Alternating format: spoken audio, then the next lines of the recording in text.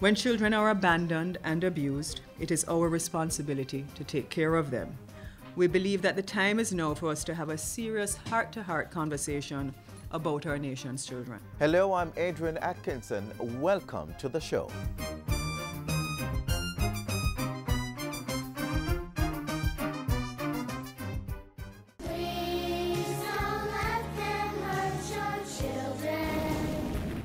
Listen to your heart. Our children are precious and vulnerable. Dear Mr. Jesus, I just had to write to you. Something really scared me. No matter who or where you are, it's your duty to file a report if you suspect or have information that a child is being or is likely to be abused. Doctors, nurses, dentists, teachers, guidance counselors, coaches, daycare workers, or anyone who works with children, you must report. To make a report, call the Office of the Children's Registry at 1-888-PROTECT. That's 1-888-776-8328. Break the silence. Help us protect our children. This message was brought to you by the Office of the Children's Advocate.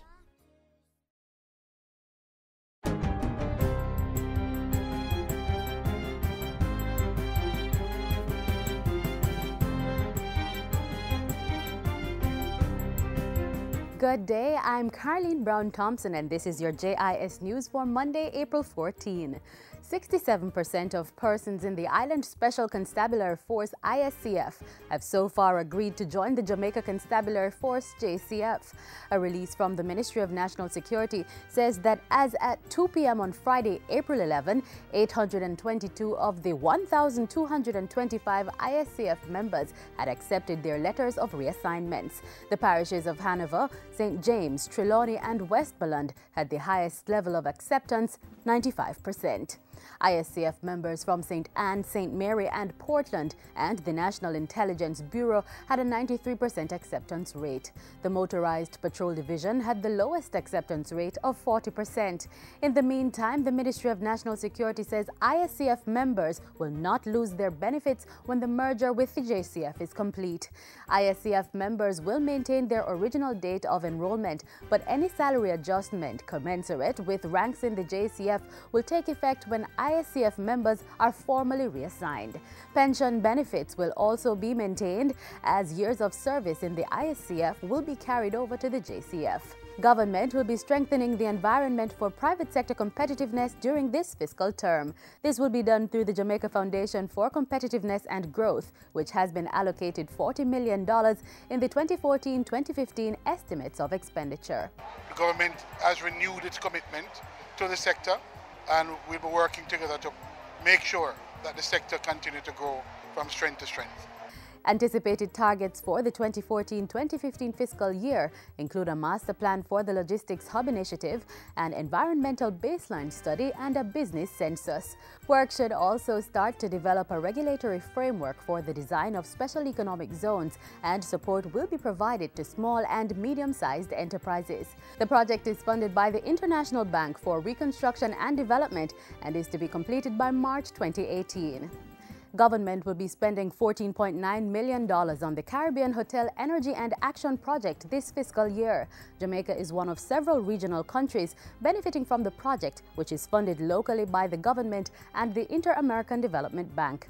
The project seeks to improve the competitiveness of the hotel industry and move towards higher energy efficiency. For the upcoming fiscal year, the project will seek to develop energy efficiency models for hotels, conduct energy audits, conduct audits for ozone-depleting substances, and analyze existing financial instruments. The project is scheduled to be completed by March 2015. Jamaica is one of several Caribbean countries to benefit from a $16 billion allocation from the Global Fund. The money is being disbursed to fight debilitating diseases such as HIV and AIDS, tuberculosis, and malaria. Jamaica will share the allotment with a number of small developing states and will receive $19 million over the next 2 years to tackle HIV/AIDS stigma and discrimination. And that will make a difference in a period when funding is drying up, and we do believe that We will continue the conversation. The health minister says the funds will serve the needs of the most at-risk groups.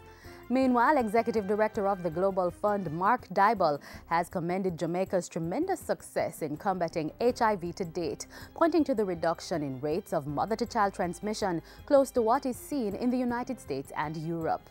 And finally, Jamaicans are again being urged to use the Access to Information Act to get critical government information. Director of the Access to Information Unit, Damian Cox, says this will help to strengthen the country's democracy. Particularly, access to government information is inherent to the process of building and indeed deepening the democratic process. It's a matter of accountability to the people who have put us all where we are, whether through your taxpayer dollars or through electing persons to office. Mr. Cox made the call at the 6th staging of the Access to Information National High School Essay Competition Awards ceremony. Daniel Pritchard of William Knibb High placed first, Nasharia Serinash of Glenmuir High second, and Kanu Daly of Monroe College placed third. The winners received trophies and cash prizes for their achievement. Participants were asked to write an essay on the topic. The Access to Information Act 2002 is critical for enabling citizens to exercise their voice, to effectively monitor and hold government accountable, and to enter into informed dialogue about decisions which affect their lives. And that's it for JIS News Today. I'm Carleen Brown-Thompson. Thanks for watching.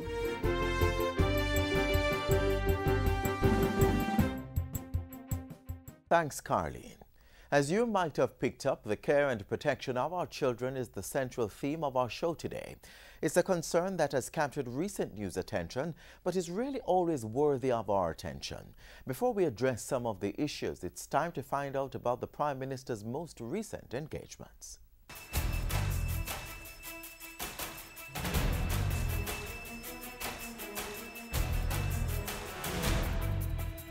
Jamaica and Venezuela to deepen trade relations. High praises for recipients of the Prime Minister's Youth Awards for Excellence. And leading by example, PM spends time reading with children. You're watching Jamaica House Weekly. I'm Andrea Chisholm. Jamaica and Venezuela are set to deepen their relationship in matters of trade and commerce. This follows a meeting between cabinet ministers and a Venezuelan delegation, which included General Secretary of Petrocaribe, Bernardo Alvarez. Though there were no agreements regarding the Petrocaribe agreement, the Prime Minister said a number of other important initiatives were discussed. Venezuela is looking to be engaged in terms of trade with us. And we are to identify areas as well that we can trade with Venezuela. And we did not discuss just trade with Jamaica, but trade with our CARICOM region. The committee, which has been set up to oversee Jamaica's switch from analog to digital communication technology by 2015, is getting ready to submit its recommendations to Cabinet. Information Minister Senator Sandria Faulkner, who chairs the committee, gave that update on Tuesday at the Broadcasting Commission of Jamaica's conference on the future of media and regulation. Transformational and related legislative changes are also programmed for this year to secure an environment where Jamaicans are key contributors to and participants in the information society and the knowledge economy. In the meantime, the minister added that stakeholder consultations on the electronic media policy were completed. This will provide an enabling framework for the new media landscape and, importantly, anchor our ambitions in being regional leaders in innovation, content creation, cultural exchange and promotion, and regulation. These young people dared to be different. These are the young people who did not surrender to negative influences. Prime Minister Simpson Miller lauding the 2014 nominees of the Prime Minister's Youth Awards for Excellence. 25 of the country's outstanding young people received the award at a recent ceremony at Jamaica House. They were not daunted by swimming upstream, and they were not distracted from their goals in life. They did not fear the tides and waves. Indeed, They were propelled by them. The 2014 recipients, ages 15 to 24, were selected from a pool of 41 nominees drawn from rural and urban areas with varying social backgrounds. The awardees were recognized for their work in areas such as community service and volunteerism, entrepreneurship, scientific innovation, agriculture, excellence in sports, and academic achievement. The Prime Minister has saluted UNAIDS for their support in the fight against HIV and AIDS in Jamaica. That commendation was made during a courtesy call with Director of UNAIDS Caribbean Regional Support Team, Dr. Louise Lores, and Deputy Executive Director Denzel Douglas, who is also the Prime Minister of St. Kitts and Nevis. The Prime Minister noted that mother-to-child transmission of HIV and AIDS in Jamaica is now less than 5%. An HIV workplace policy is also in place to prevent discrimination and stigma.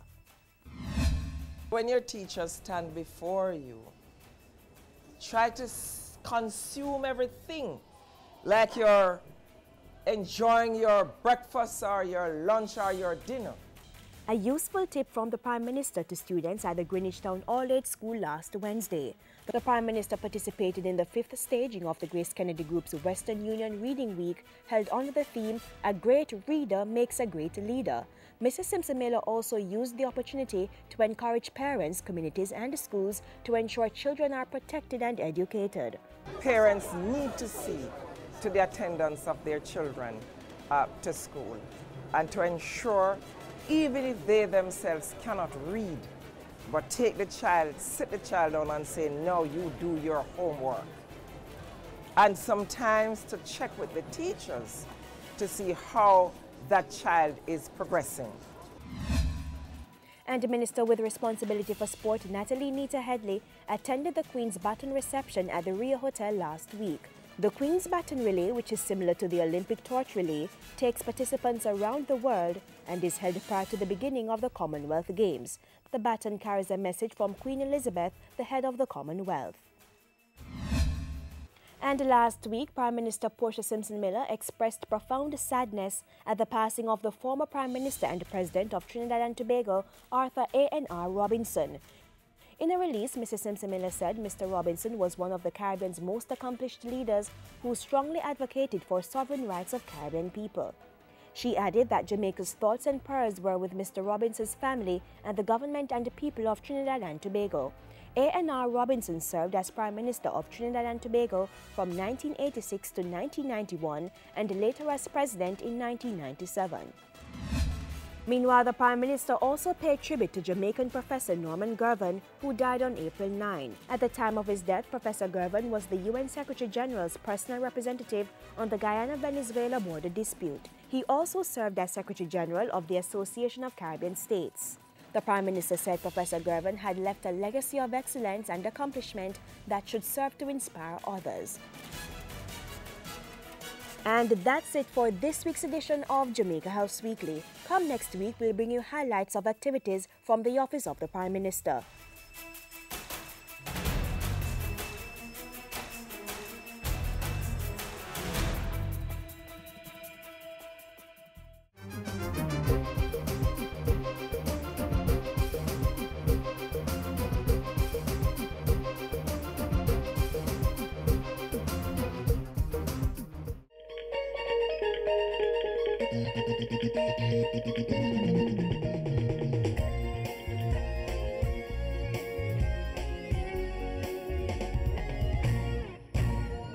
Welcome to the FSC Minute. I am your host, Nadine Newsom. Today we discuss deposit insurance with the Chief Executive Officer of the Jamaica Deposit Insurance Corporation, Miss Antoinette McCain. Welcome to the FSC Minute, Miss McCain. Thank you, Nadine. Miss McCain, what is deposit insurance? Deposit insurance is a scheme designed to protect depositors in the event that their financial institution fails or is unable to pay. These financial institutions are deposit-taking institutions and are very specifically regulated by the Bank of Jamaica. And why is deposit insurance necessary? It's necessary because if a financial institution fails, the depositor will be able to receive up to $600,000 on each deposit that he has or she has in the financial institution. And specifically, what is the role and function of the JDIC? The JDIC manages the scheme for the protection of depositors, and it manages a deposit insurance fund, and it is from this fund that depositors will be paid if their financial institution fails. What is a basic insurance under the scheme? The basic insurance coverage at this time is $600,000 per depositor per institution. Thank you, Ms. McCain. My guest today was Antoinette McCain, Chief Executive Officer of the Jamaica Deposit Insurance Corporation. For the FSC Minute, I am Nadine Newsom.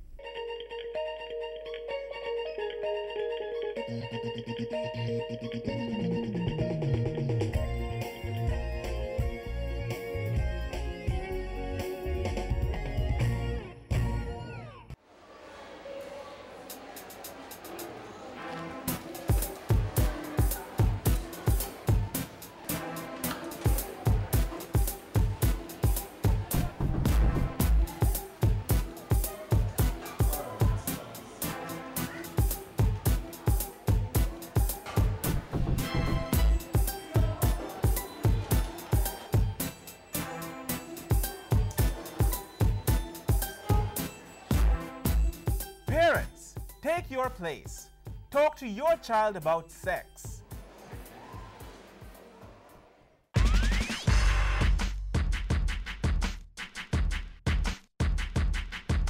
The situation of our children is at a national crisis. The youth minister made that troubling assertion last week in the face of disturbing reports of child abuse and neglect and a wave of antisocial behavior by some children in state care. Here it is. Children are one of the most vulnerable groups in our society, and no nation can claim true civility if we fail to provide a safe, loving environment that nurtures their growth. Support the minister's call to adopt a zero-tolerance approach to the abuse of our children and report all forms of abuse to the authorities. Not only is it your legal responsibility, it's just plain decency. And while you're at it, help to provide emotional support to those children who are in the facilities and state care in general. Help in removing the stigma and re-victimization of children in care. And get involved in our mentorship programs through your churches, our clubs, and also individually. Addressing the serious challenge affecting our children calls for a collective commitment by all in our society. That's right. Government alone cannot do it, but that doesn't mean the state is relinquishing its responsibilities. After a quick break, we re-examine some measures already underway to improve the condition of children in state care and those who come in conflict with the law.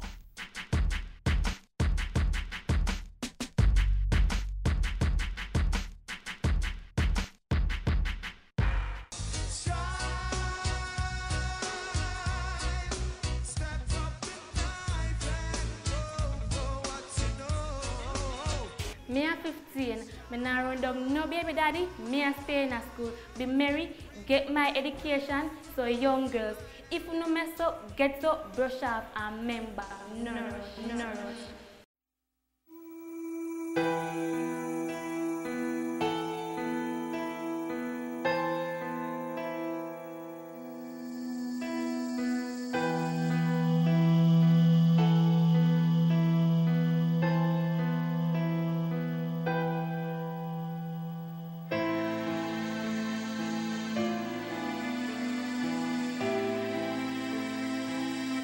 Is your silence worth the life of a child? Report child abuse. Call the Office of the Children's Registry at 1-888-PROTECT. Be the change. Speak out. Protect our children.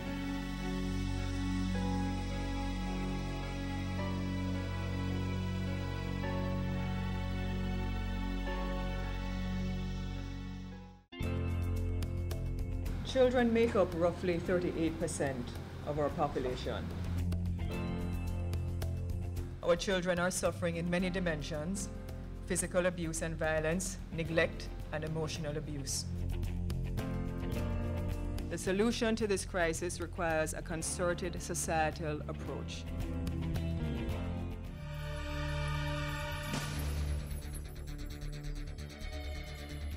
Taking the bull by the horn, government is moving to ensure the best care and protection of the nation's children, and their needs are varying and complex. Data show that about 10% or 100,000 of our children have some kind of mental disorder, while another 5% may be suffering from severe cases. In the 2005 Youth Risk and Resilience Survey, 14% of adolescents felt lonely, sad, or wanted to cry, while approximately 7% had worry-affected sleep most or all of the time. These and other factors have spurred the government into action. I have assembled an advisory council of psychiatrists to advise me on the psychosocial dimensions of the problem and to assist in implementing strategies to deal with them. The Advisory Board of the Child Development Agency, the CDA, will also be doing a process audit to look at administrative issues, identify problems, and find solutions. The CDA has also signed an agreement with the University of Technology, which will see the agency training students pursuing courses in child and adolescent development. While that is in train, 11 more child investigators and psychologists have been added to the pool at the CDA to provide services to children in stage care. And the CDA continues to work to find suitable places for abandoned and neglected children. The agency has teamed up with the Correctional Services Department to remove these youngsters in need of care from adult and other remand centers. In August 2012, there were 36 such children. Also on the legislative side, the Evidence Act has been amended to introduce technological aids to help young witnesses who have to give evidence in court. And under the Justice Ministry's Children in Court program, representatives from the Victim Support Unit have been offering counseling to affected children. So as to make the experience less traumatic for them and to give them a better appreciation of what to expect when they are in court. Government is also looking to promote foster care. In 2012, the Youth Ministry hired 2 social workers to help find appropriate foster homes for children in stage care. As a result of that plan, we've kept over 900 children out of state institutions. In September 2012, I convened an interministerial working group to bring greater coordination to addressing the problem of children in conflict with the law. Government is also providing therapy for wards of the state, including psychiatric services and specialist psychological counseling for children in juvenile facilities with an emphasis on therapeutic treatment and care. The crisis associated with children who come in conflict with the law is our problem as a country. It is a large part of a greater crisis facing our children, and everybody has a role in this. The caring might be costly, but not caring is not an option, and together we can achieve the best results. Government's policy position is that the family is the best setting for children to be raised. We don't disagree, but as the authorities also recognize, that option is not available for all children. And that is why government supports and regulates a system to offer children, when needed, a home environment through the adoption system. Take a look at how it works. Sanya in here, and Arsenal score again in injury time. Arsenal. Yes, there we It's go. Alexander Hleb who got a last-gasp goal. Come here, darling. I have something important to discuss with you. What's so important? Don't you see it's time for me to watch football? I know, but it's something that's been bothering me for a while now, and I want to talk about it. Okay, here I am. What's so important? Well, I've been thinking about adopting a child. What do you think? What? Why you want to adopt a child? We already have a child, and we're both young enough to have others. I want more biological children, but there are so many kids out there that needs the love and support of a stable family. That's true. You know, I never really thought about it. You know, I could love a child if it's not my biological child. But I would need some more information though.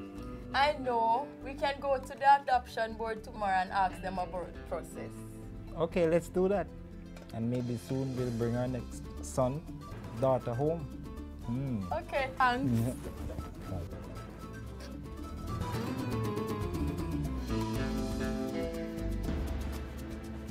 Changing the life of a child for the better should be the business of all Jamaicans. We can change our world by opening our hearts and our homes to children in need.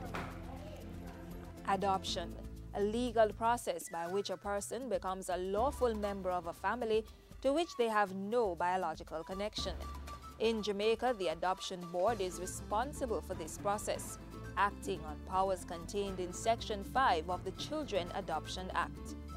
So, who can adopt a child, and what categories of children can be adopted? Okay, persons who are living in Jamaica or consider Jamaica to be their home can, and are age 25, can adopt an unrelated child.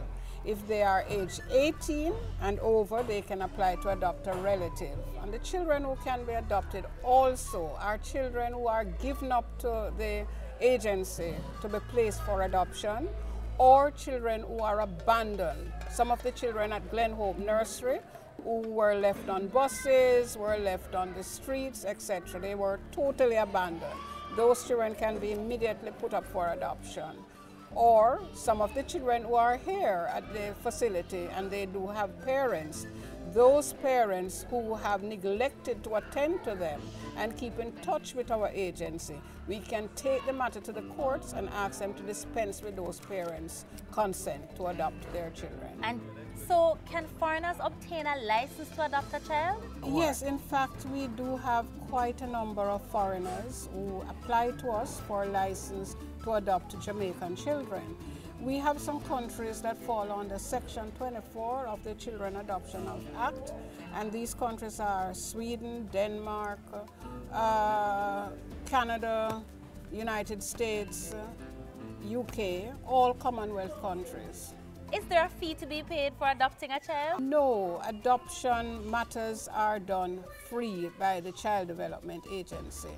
We have the processing part is worked by the agency, and our courts throughout Jamaica do the legal part. And it's all free of charge. Oh, that's wonderful. So if I, for example, wanted to adopt a child, what exactly would be the steps that I would have to take before that can happen? Alison, you would need to contact one of the offices of the Child Development Agency. We have offices in each parish. And you know, we have 14 parishes. So you can contact one of these offices to start the process. You also can go on our website and download information on adoption, which would save you a telephone call or a visit to the office in the initial stages. Oh, that's wonderful, because I see some beautiful children, and I'm sure that a lot of Jamaicans and persons from other parts of the world would like to start the process. Thank you so much, Miss Marjorie, again, for having us in your home. You are most welcome.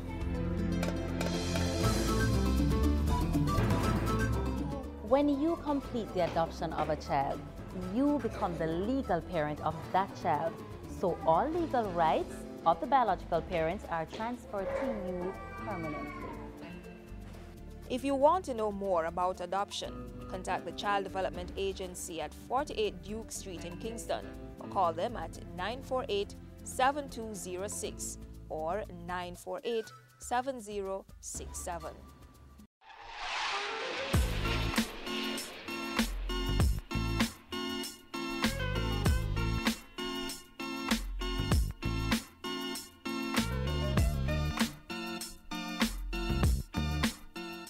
We're all out of time, but for you, the window of opportunity to find out about other exciting things happening in the country is still open. Enter our web portal at gis.gov.jm. We've also got a YouTube channel. Our social media links are coming on screen right now. Use those to sound off about our programs. And if 140 characters is not enough for you, send an email to jamaicamagazine@gis.gov.jm. I'm Adrian Atkinson. This has been Jamaica Magazine. See you next time.